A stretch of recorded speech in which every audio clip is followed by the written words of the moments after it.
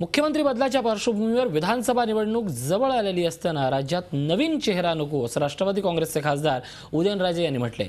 एकीकडे राष्ट्रवादी काँग्रेसमधून मुख्यमंत्र्यांच्या उचलबांगडींसाठी प्रयत्न होत असताना उदयनराजेंनी पक्षाच्या भूमिकेविरोधात वेगळा सूर आळवला आहे।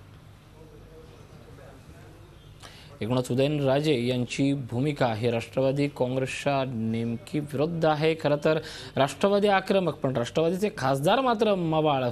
खरं तर एकीकडे पक्षाला दिलेला आहेर की जनतेची भूमिका हीच आता उदयनराजेंबद्दल आता वेगवेगळ्या चर्चा बोलल्या जातात। आमचे प्रतिनिधी श्रीनिवास डोंगरे आपल्यासोबत आहेत। श्रीनिवास, काय सांगाल उदयनराजेंनी या सगळ्या संदर्भात मुख्यमंत्री बदलाच्या पार्श्वभूमीवर होत असलेल्या चर्चेच्या संदर्भात उदयनराजेंचं म्हणणं असं आहे की सध्या नवीन चेहऱ्याचे काहीही प्रयोग नको। नेमकं उदयनराजेंना म्हणायचं काय आहे आणि समजून काय घ्यायचं आहे?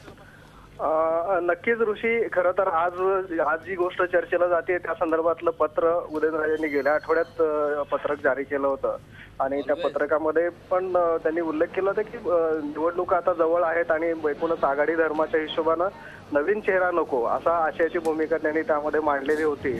आणि त्यामध्ये असा कुठलाही वेगळ्या पद्धतीनं असं ते म्हटलेलं नव्हतं की ज्या पद्धतीनं आज बातम्या प्रस्तुत झालेल्या आहेत तशा पद्धतीनं कुणाच्या नावाचा उल्लेख त्यात केला गेलेला नव्हता। मात्र एकूणच आघाडी दरम्यान एकूणच यासाठी नवीन चेहरा नसावा कमी कालावधीसाठी अशी भूमिका त्यांनी मांडलेली होती। नक्कीच धन्यवाद श्रीनिवास या सगळ्या महत्त्वाच्या माहितीबद्दल। उदयनराजेंची भूमिका आणि आता या सगळ्यावर पक्षाची टिप्पणी काय आहे हे पाहणं महत्त्वाचं ठरणार आहे। धन्यवाद श्रीनिवास या माहितीबद्दल। झी 24 तास रहा एक पाऊल पुढे।